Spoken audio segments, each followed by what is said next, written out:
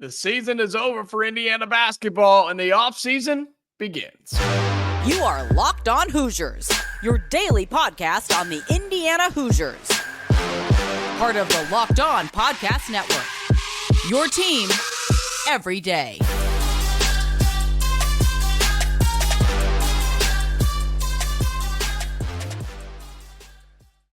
Welcome in. It is the Locked On Hoosiers podcast. I'm your man, Jacob Goins. I appreciate you being here, making this your first listen each and every day. We're a part of the Locked On Podcast Network, which is your team every day. Today's episode is brought to you by LinkedIn. These days, every new potential hire can feel like a high-stakes wager for your small business. That's why LinkedIn Jobs helps find the right people for your team faster and for free. Post your job for free at linkedin.com/LockedOnCollege. Terms and conditions apply. Well, again, thank you so much for being here, making this your go-to spot for all things Indiana athletics. Like the video, subscribe to the channel on YouTube if you have not done so already. You can turn on notifications on the audio platform as well, so you never miss a new episode. Indiana basketball, man, season is officially over, given how the Big Ten tournament finished out and then Selection Sunday yesterday. And, you know, it took me a couple of days to kind of put all of this together and kind of take it all in and accept the fact that, man, the season's over. I mean, NIT is stupid. It's worthless. I don't think I just think it's dumb. And so the season's over for us, and the offseason has now begun. And it was a very up and down year. I mean, it was more downs than ups for sure. But there were still some really good things that happened this year, and I think there's something to build on moving forward. And I think that's what gives me a little bit of hope, a little bit of positivity on this episode is the fact is this team played really hard, and they fought until the very end. Did they get it handed to them in their last game? Yeah, but that was more of all of the season's problems just coming to fruition and coming together in one game, and Nebraska just playing really well and doing what they do. They shot the lights out, and look, the Tominaga kid can play. I mean, they call him, the Asian Steph Curry or something like that. Like I did not come up with that. I did not come up with that. But he proved it against Indiana in the Big Ten tournament. So shout out to them. And what a crazy ending that this Big Ten tournament had. And the crazy ending of a lot of these conference tournaments. I mean, so many one seeds got beat, including Purdue. You had 5 teams steal bids in the NCAA tournament to keep teams like Indiana State out of the tournament. It really was crazy. But, man, for us overall, and you start asking, what happened? And how was this season? How would you summarize this season? 19-14 overall. You had losses to UConn, to Auburn, to Kansas, all top 4 seeds in the tournament right now. Your Big Ten schedule and your Big Ten slate was extremely up and down, right? I mean, you just never really got on a roll until the very end. And the end was a lot of fun, was it not? I mean, the end was a lot of fun going on a 5-game win streak, longest one of the year, including that game in the Big Ten tournament. That included a win over Michigan State. That included a win over Wisconsin. I mean, that's a good stretch that we had to end the season. And while it didn't end the way we wanted it to, and the season didn't go the way we wanted it to, are there good things to look at here? Sure. Again, this team was extremely emotional after their loss in the Big Ten tournament when the season did come to an end. And look, I think these guys care. I think they care. I think they love Indiana. And I think they understand that this season just wasn't what we wanted it to be. It wasn't what they wanted it to be.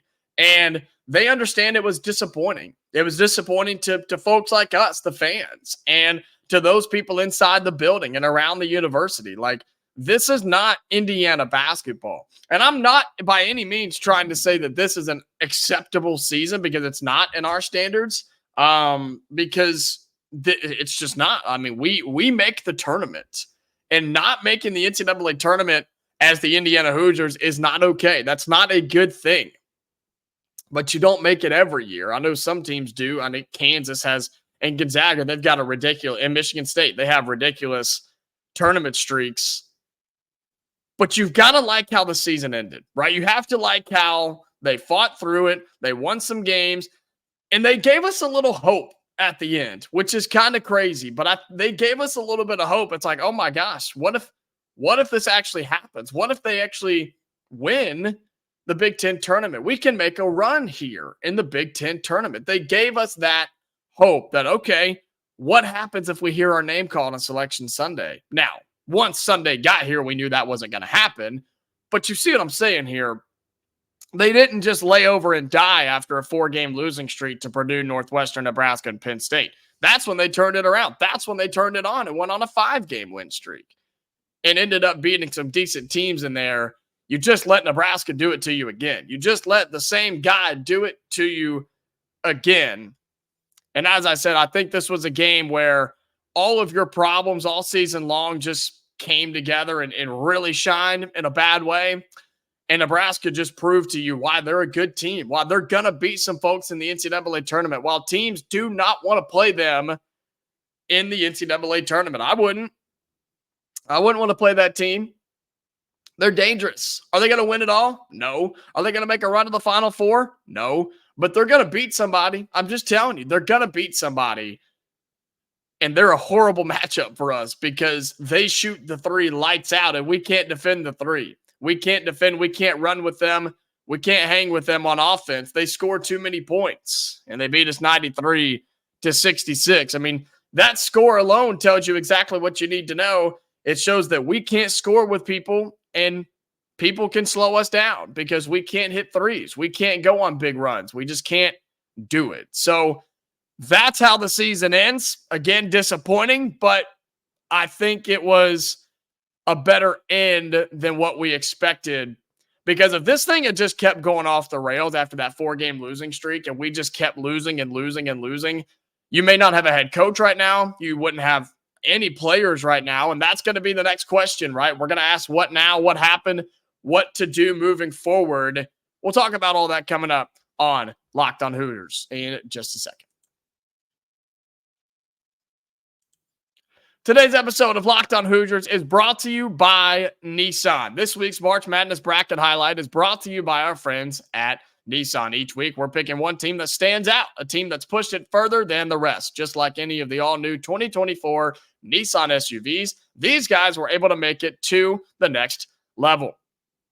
The Oregon Ducks, how about this team, man, are obviously this week's Nissan Rogue. This team absolutely surprised us all with a powerful performance in the final Pac-12 tournament, punching their ticket to the big dance. They say win life, go Rogue, and that's exactly what the Ducks have done here. Take the Nissan Rogue, Nissan Pathfinder, or Nissan Armada and go find your next big adventure. Shop NissanUSA.com.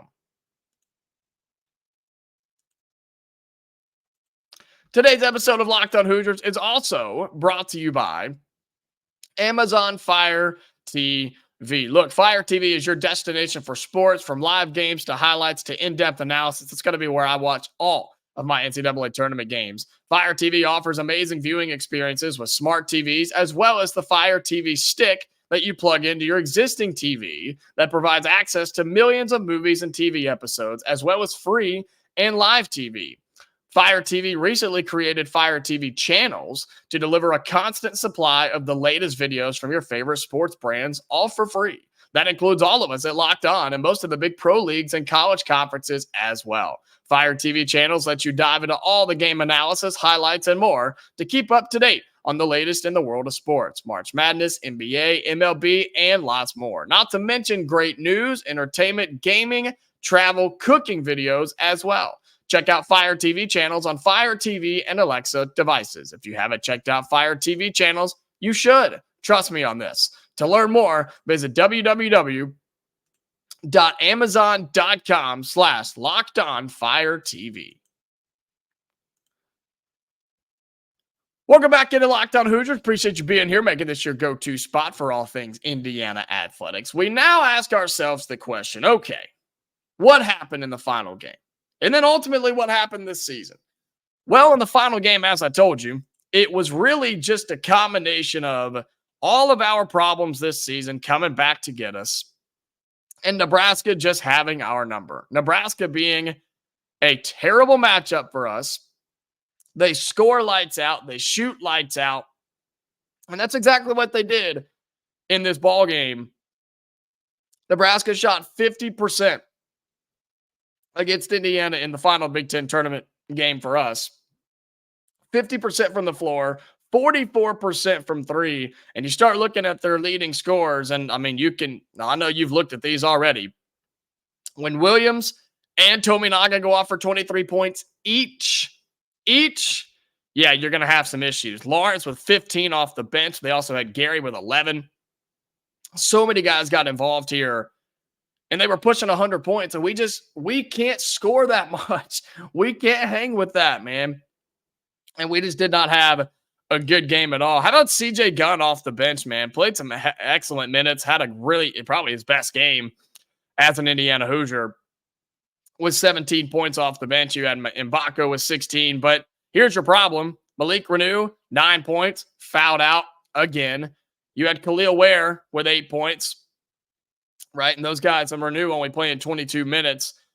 And you just didn't get any production. Ware had 8. Johnson had 8. Galloway didn't play yet again, and that's a big reason for this too, I think. You lose him on offense and defense. And so, look, this team battled injuries all season long. All season long. We just didn't play very many games when we were fully healthy. But look at what happened when we did. We were winning games. We went on a winning streak when we were healthy. And I think that's something you got to point out here. And other than CJ Gunn, yeah, you got 4 from Walker and a couple from Banks and Sparks, but that was garbage time anyway. So, look, I mean, when you have a team in Nebraska that shoots 30 of 60, that's 50% from the floor, knocks down 14 threes, we can't run with that. We have no answer for 14 threes. And you also got out-rebounded by Nebraska, 40-37. That cannot happen with our team. That was a massive issue this year. With our size, we would still get out-rebounded by teams like this, and that's not acceptable. You're going to lose those games just about every time. Turnovers were fine. Points in the paint, we just didn't have a whole lot because we didn't have a whole lot of points. And overall, it was just a rough game to watch. It was a rough way to end the season because we couldn't score and we couldn't stop them if our lives depended on it. I mean, it was rough to watch, man. It was like watching a train wreck. You just were waiting for it to be over. You're like, man, please let the clock keep running. Let that thing go because we're ready to get out of here. So that's what happened in the final game. But a lot of people, we're going to be asking ourselves this all offseason. What happened to this season, right? What happened here? You had so much talent, so much potential, so much expectations for this team. And they just never lived up to it. They never got to where they needed to be. They never came together as a team. And when they did, it was way too late. The athleticism was there. The talent was there. You thought everything was there that could make this team at least get to the NCAA tournament, right? At least try to compete in the Big Ten Conference. And none of that happened. I think there was a lack of leadership on this team. I really do. I think there was a lack of leadership, even with your seniors that you had, with Xavier Johnson, who was hurt for most of the season. Trey Galloway was there, but it was just hit or miss with him. And so I think you were missing that. I think your head coach was not what he needed to be for most of the season. And I think Mike Woodson would tell you that. I really do. I think he would tell you that he did not coach this team well. He said it before during the season after games. He's like, I didn't coach them the way I should have. I didn't have them prepared the way I should have. And that right there is what has a lot of people, myself included, worried about bringing him back for another year. That worries me because things have got to change. They got to change right now. This team's too talented. You're bringing a lot back as of right now. You're bringing a lot back here to just have a mediocre season again. Hopefully you do bring everybody back. And the problem is you lost your only recruit coming in because he pulled his letter of intent. So that's not great. That's got to happen, right? We'll talk about that in the next segment. But yeah, man, this season It just didn't go the way we wanted it to, and it's disappointing. It is. It's really, really disappointing, especially when we have a full NCAA tournament bracket and Indiana's name is nowhere near it. We'll talk about the women as we go this week, but it's just disappointing, man. And it sucks. It's sad because we hold ourselves to a higher standard in this program, and we just didn't get it. We didn't get it this season. Not only could we not win games on the road at times, but we couldn't even defend Assembly Hall. We couldn't even come home and defend our home floor, one of the greatest home atmospheres in college basketball. And that's disappointing too. And believe me, I know how it feels to get up and go to a game or get up and watch a game and be excited about it and just be disappointed over and over and over again. And that just seems how this season went. No real big wins. I mean, what was our best win this year? Maybe Wisconsin. I mean, that was probably the best win of the year, was against that Wisconsin team. Michigan State, that's a big win. But you got swept by Purdue. You got swept by Penn State in the regular season, right? You got swept by Nebraska in the regular season. You got beat by Northwestern the one time you played them. Like, there's just not a whole lot of positivity to look at here besides the ending of the season. And when you have that much talent and it just doesn't come together and it was the same problems over and over and over again, that's a coaching issue. That's a coaching problem. But you look for guys to step up too, and I just don't think that happened when it needed to. And it's disappointing. It is. It's disappointing. And Indiana's season falls short in the Big Ten tournament. They get blown out by Nebraska. They are not in the NCAA tournament, and the season comes to a close. Well, coming up in the final segment, we'll ask ourselves, what now? Season's over. Offseason is upon us. What happens now with this Indiana basketball team and this Indiana basketball program? We'll answer that for you when we come back on Locked On Hoosiers. Today's episode of Locked On Hoosiers is brought to you by LinkedIn Jobs. When you're hiring for your small business, you want to find quality professionals that are right for the role. That's why you have to check out LinkedIn Jobs. LinkedIn Jobs has the tools to help find the right professionals for your team faster and for free. LinkedIn isn't just another job board. LinkedIn has a vast network of more than 1 billion professionals, which makes it the best place to hire. It gives you access to professionals you can't find anywhere else. LinkedIn does all that while making the process easy and intuitive. LinkedIn knows that small businesses are wearing so many hats and might not have the time or resources to hire right now. LinkedIn is constantly finding ways to make the process easier. They even just launched a feature that helps you write job descriptions, making the process even easier and quicker. Post your job for free at linkedin.com/lockedoncollege. That's linkedin.com/lockedoncollege to post your job for free. Terms and conditions apply. Final segment on Locked On Hoosiers. Appreciate you being here. Like the video, subscribe to the channel if you're on YouTube. Turn on notifications wherever you get your podcasts so you never miss a new episode when we post one. And we are always free, never behind a paywall. We ask ourselves the question, and this is going to be a long-term, multi-week, multi-month question for this Indiana team and program. What now? Right? What now? What happens now with this team, with this program, with the coaches, with the players? There's so many things that have to happen. Step one, I think, is you've got to evaluate your roster. You have to evaluate the roster and say, okay, what do we have? Who's leaving? Who could come back? And what do we want to remain? Because in this era of college basketball and really the era of college athletics, anybody can leave at any time, right? Now, you've got the commitment of 2 of your super seniors that are coming back. So I don't think you have to worry about that. But you've got to start looking at Kel'el Ware. You have to start looking at Malik Reneau. You got to start looking at Mackenzie Mbako and thinking, okay, this is crazy, but do you want them to come back? Do they fit what you're trying to build here? And then the next question is, do they want to come back? And you've got to find a way to keep them here if you want them here, right? You have to find ways to do that because I promise you, there are other teams, there are other programs in the country that want Mackenzie Mbako, that want Kel'el Ware, that want Malik Reneau. So Indiana's got to find a way to keep those guys here in Bloomington and do whatever it takes. And that's a debate we're going to have as we go along. So you've got to evaluate your roster, right? You then have to look and say, okay, while the roster is solid, it obviously was not good enough. we got to go get some help. We got to go get some guys to come in here and elevate this roster for next season.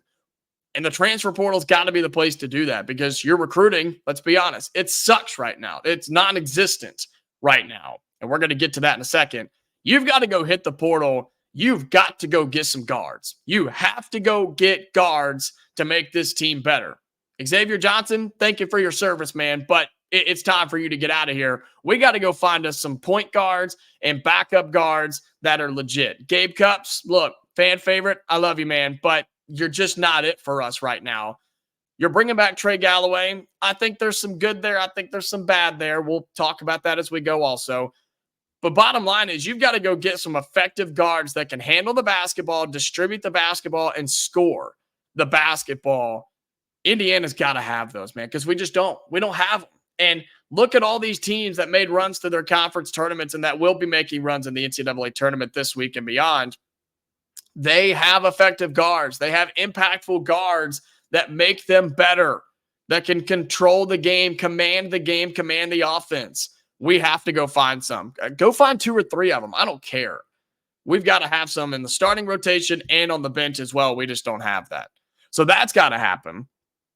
And then this question's already been answered about who's going to be your head coach, right? Because that question was answered coming down the stretch where Indiana, the reports came out that Mike Woodson was coming back, and then the school and athletic department confirmed that he was coming back. And so he's got to take a long look in the mirror, I think. I think he's got to look in the mirror and say, okay, what do I need to do better? How can I be a better coach? Because I've told you, I think some really good players covered up his first 2 years. And when you didn't have NBA level talent on the roster, you see what happens. It didn't get covered up. This team was not all that great this year. And things started to rise to the surface where you're like, wow, there's some serious problems here. We have things we need to fix here. So Mike Woodson has to do that. And I think it goes down to his coaching style. I really do. His game planning, the way he wants to call a game, because it's not working. It's not working right now. And speaking of that, when you go to find guards in the portal, hey, go find a three-point shooter. Go find somebody that can knock one down from the outside if we need it, because goodness, we just didn't have that this year. And that's the reason you get beat 93-66 when you get beat by almost 30, because you can't come back. You can't hang. You can't stick around in basketball games because paint points are great, but they're not everything. When you're trading twos for threes, the math doesn't add up there. I'm not a math major, but I'm just saying math doesn't add up there. So got to go find some guys there too. And Indiana's got to find a way to change their mindset on how they're going to call this game and how they're going to run their offense and their defense. And I think it starts with Mike Woodson's coaching style. He's got to change up a few things, man. So all that's got to happen in this offseason. We'll continue to talk about that as the offseason is here for Indiana basketball. I appreciate you being here. I appreciate you making this your first listen each and every day. Hey, a reminder, if you haven't checked it out yet, go check out the Bracket Breakdown Show with Locked On College Basketball. Their breakdown show is now available on the Locked On College Basketball podcast. Experts Andy Patton and Isaac Shade will break down their brackets and discuss everything that you need to know to fill out a winning bracket and prepare for this year's NCAA tournament. Find the Locked On Bracket Breakdown now on Locked On College Basketball podcast, wherever you get your podcast. Go check that out. Those guys do a fantastic job. Until tomorrow, Hoosier fans, stay safe, and I'll talk to you later.